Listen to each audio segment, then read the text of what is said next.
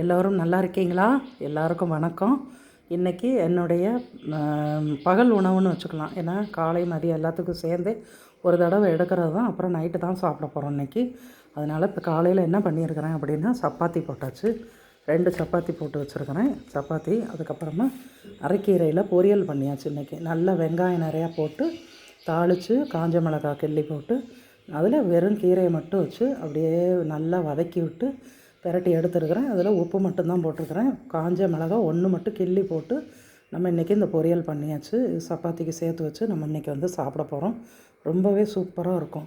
அதுக்கப்புறமா அதுக்கு ஒரு சட்னியாக அரைச்சிருக்கிறேன். இது வந்து மல்லித்தழை, தேங்காய், பச்சை மிளகாயோட பச்சையாகவே மல்லித்தழையை நல்லா சுத்தம் பண்ணி போட்டு உப்பு போட்டு அரைச்சிருக்கிறேன்.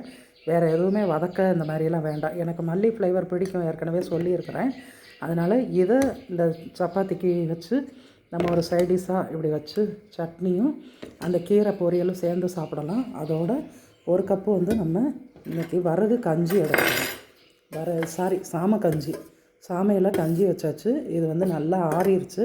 அதனால் கொஞ்சம் மோர் சேர்த்து வச்சுருக்கிறேன். இந்த கஞ்சியும் குடித்து கீரை பொரியல் சாப்பிட்டு இந்த சப்பாத்தி சட்னி எல்லாம் வச்சுட்டு இன்றைக்கி பாருங்கள், சூப்பரான ஹெல்த்தியான டிஷ் இன்றைக்கி. இது மாதிரி எல்லோரும் ஆரோக்கியமாக சாப்பிட்டு நல்லா ஆனந்தமாக வாழணும். எல்லோரும் நல்லா இருக்கணும். ஆண்டவனை பிரார்த்திப்போம். நன்றி, வணக்கம். சப்பாத்தி சைடிஷ் வந்து சட்னி வச்சுருக்கிறேன். கீரையில் பொரியல் பண்ணியாச்சு. சாமையில் கஞ்சி வச்சுருக்கிறேன். வாங்க எல்லோரும் சாப்பிடலாம். இது வரைக்கும் சப்ஸ்கிரைப் பண்ணியிருக்கவங்களுக்கு ரொம்ப நன்றி. சப்ஸ்கிரைப் பண்ணாதவங்க சப்ஸ்கிரைப் பண்ணுங்கள். நம்மக்கிட்ட கண்டென்ட் வந்து ரொம்பலாம் எதுவும் இல்லை. என்ன பண்ணணும், எப்படி எடுக்கணும், என்ன பேசணும் அதெல்லாம் தெரியல. என்ன பண்ணுறத நான் சாப்பிட்றத உங்கள்கிட்ட சொல்கிறேன், அவ்வளோதான். ரொம்பவும் நம்ம சமைக்கிறது ஒரு ஆள் 2 ஆளுக்கு சமைக்கிறோம். அதை போய் நிறைய எடுக்கவும் முடியல. வீடியோ எடுக்கிறதுக்கு வீட்டில் ஆள் இல்லை.